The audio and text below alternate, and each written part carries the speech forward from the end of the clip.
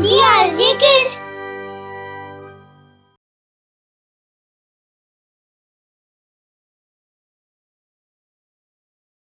एक दिन वृंदावन पर पानी का अकाल पड़ जाता है। नदियां सूख जाती हैं। बारिश होगी इसलिए गांव के लोग देवता इंद्र को प्रसन्न करने के लिए सारे वृंदावन वासी इकट्ठा हो जाते हैं और पूजा की तैयारी शुरू हो जाती है। यज्ञ किया जाता है। सारे गांव वाले यज्ञ करके इंद्र भगवान से प्रार्थना करते हैं। ये सब कुछ कृष्ण देखते हैं और जाकर अपने बाबा से कहते हैं, बाबा, ये गांव वाले यज्ञ क्यों कर रहे हैं? यज्ञ करने से क्या बरसात हो जाएगी? यज्ञ करने से भगवान इंद्र प्रसन्न हो जाएंगे और वर्षा कर देंगे, बारिश कर देंगे। फिर हमारी नदियाँ पानी से भर जाएगी, खेत लहराएंगे। ये सब भगवान इंद्र को प्रसन्न करने के लिए कर रहे हैं। बाबा, क्या बरसात के लिए इंद्र को प्रसन्न करना जरूरी है? प्रसन्न करने के लिए हर साल के यज्ञ करने की प्रथा है, इसलिए गांव वाले यज्ञ करते हैं, क्योंकि इंद्र हमें बारिश दे। कृष्ण, बलराम, पानी हमारे जीवन के लिए एक महत्वपूर्ण घटक है और इस जल की कमी को इंद्रदेव पूरा करते हैं, इसलिए उनके लिए ये यज्ञ करना पड़ता है। पर बाबा, वो तो भगवान विष्णु के आदेश का पालन करते हैं। ये उनका काम है, ये तो उनका धर्म है। वो कुछ अलग तो नहीं कर रहे हैं। तो फिर क्या हुआ अगर हम यज्ञ ना करें? उनको तो उनका कार्य करना चाहिए ना। कृष्णा, तुम समझ नहीं पा रहे हो। बाबा, मैं जो समझाना चाहता हूँ वो आप समझ नहीं पा रहे हैं। मुझे बताइए, इस तरह से तो हमें धरती की भी पूजा करनी चाहिए, जो हमें धान देती है, फसल देती है। हमें गोवर्धन की पूजा करनी चाहिए। इस गोवर्धन पर हमारी गाय को हम चराने ले जाते हैं, तभी गाय से दूध मिलता है, हमारा व्यापार होता है। हमें जीने के लिए जिन चीजों की जरूरत है वो सारी चीजें हमें गोवर्धन पर्वत से मिलती है। हम उस पर ही निर्भर रहते हैं। नंद बाबा, कृष्ण बिल्कुल सही कह रहे हैं। सारे देवताओं को तो भगवान विष्णु शक्ति प्रदान करते ही हैं और वर्षा के लिए अलग से इंद्र के लिए कोई अलग यज्ञ करने की कोई आवश्यकता नहीं। हमें तो गोवर्धन पर्वत की पूजा करनी चाहिए। मेरे वृंदावन के प्यारे साथियों, गांव वालों, मैं आपसे विनती करता हूँ, हमें सब कुछ देने वाला ये गोवर्धन पर्वत है, ना कि इंद्र। हमें गोवर्धन की पूजा करनी चाहिए। गोवर्धन पर्वत वृंदावन की जान है। ये गोवर्धन पर्वत हमें क्या नहीं देता, सब कुछ यही हमें देता है। हमारी गाय इसके जंगलों की घास खाकर पलती है। गोवर्धन पर्वत से बहने वाले झरने से हमारी प्यास बुझती है। इस पर्वत के मैदानों में हमारी फसलें होती है। गाँव वालों, आप ही बताइए, क्या ये सब हमें इंद्र देते हैं? नहीं ना, ये सब हमें गोवर्धन पर्वत देता है, इसलिए हमें गोवर्धन पर्वत की पूजा करनी चाहिए। कृष्ण की ये बात सारे गांव वालों को समझ में आ जाती है। सारे गांव वाले इंद्र भगवान का यज्ञ छोड़कर गोवर्धन पर्वत की पूजा करने चल पड़ते हैं। सारे लोग गोवर्धन की जय जयकार करते हैं। सारे लोग गोवर्धन पर्वत की परिक्रमा करते हैं। गोवर्धन की जय जयकार इंद्र के कानों तक पहुंचती है। संवर्तक, ये कौन है जो मेरा यज्ञ छोड़कर इस गोवर्धन पर्वत की जय जयकार कर रहा है? महाराज इंद्र, सारे लोग बाल कृष्ण की बातों में आकर आपका यज्ञ छोड़कर इस गोवर्धन पर्वत की पूजा कर रहे हैं। उनका मानना है कि सारी चीजें गोवर्धन पर्वत ही देता है उन्हें, इसलिए आपकी पूजा करना वृंदावन वासियों ने छोड़ दिया है। कृष्ण ने सबको बहका दिया। वृंदावन वासियों की इतनी हिम्मत, साक्षात इंद्र का यज्ञ छोड़कर उस पत्थर के बाहर की पूजा कर रहे हैं। ये मैं नहीं होने दूंगा।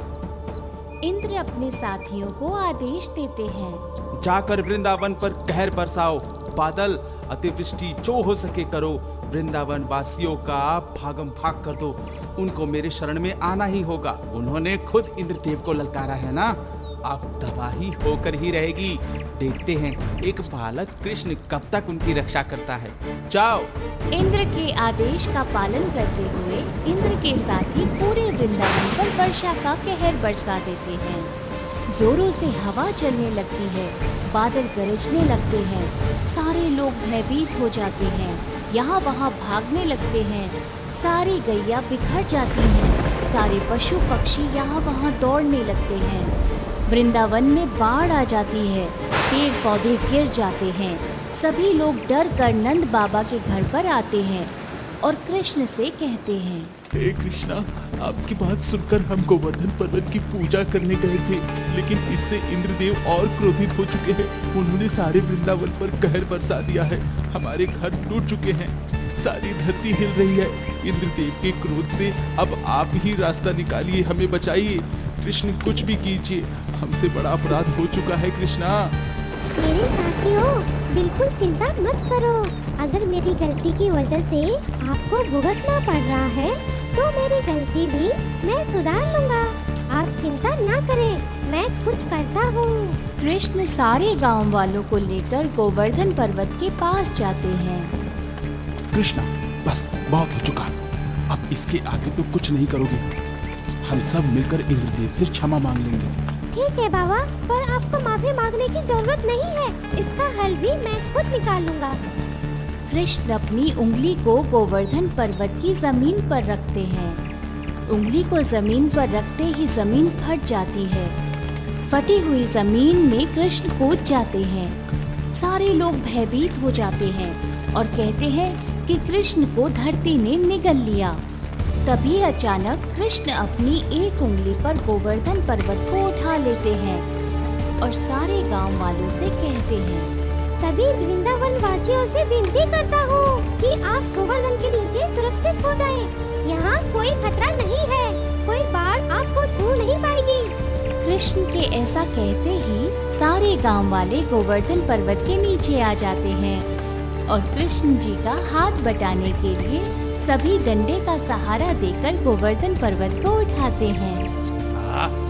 ये क्या, इतना कहर बरसाया, बाढ़ लाई, वर्षा की, बादल बरसे, फिर भी ये सारे लोग सुरक्षित क्यों हैं? इंद्रदेव गोवर्धन पर्वत पर बिजलियां बरसाते हैं ताकि वहां से गांव वाले भाग जाएं।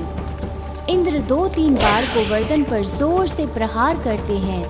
सारे वृंदावन वासी डर जाते हैं कि कहीं गोवर्धन पर्वत गिर न जाए, परंतु कृष्ण पूरी ताकत के साथ में अपनी उंगली पर गोवर्धन पर्वत को उठा लेते हैं।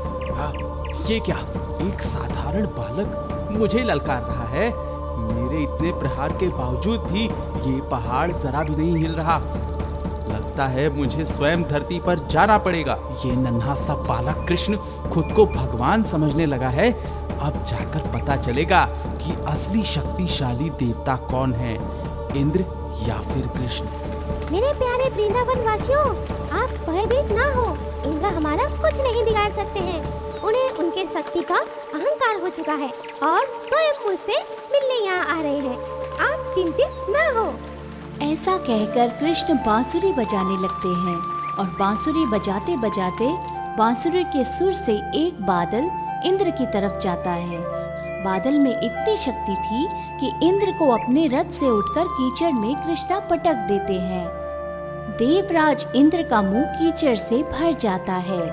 थोड़ी देर में सारे बादल शांत हो जाते हैं, बरसात रुक जाती है, पंछी, गैया सब अपनी अपनी जगह पर चले जाते हैं। सारे कृष्ण की जय जयकार करने लगते हैं। कृष्ण गोवर्धन पर्वत को फिर से नीचे रख देते हैं, आकर सारे पेड़ पौधे सीधे कर देते हैं। तभी उनकी नजर इंद्रदेव पर जाती है। देवराज इंद्र अपना मुकुट उतारकर कान्हा के चरणों पर रख देते हैं और कहते हैं, भगवान कृष्ण, मुझे क्षमा कर दीजिए। मैंने आपका प्रतिकार किया।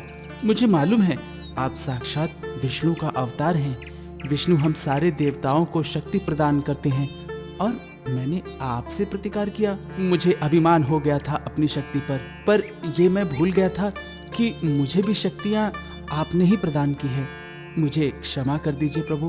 देवराज इंद्र, आपको अपनी शक्ति का अभिमान हो चुका था और उसी अभिमान को तोड़ने के लिए मुझे ये सब करना पड़ा। आपको भक्तगण की रक्षा करनी चाहिए, ना कि उन पर अपनी शक्ति आजमानी चाहिए। जाओ, मैंने तुम्हें माफ कर दिया। इस कहानी से हमें सीख मिलती है कि भगवान की शक्ति के आगे हर अहंकार छोटा होता है।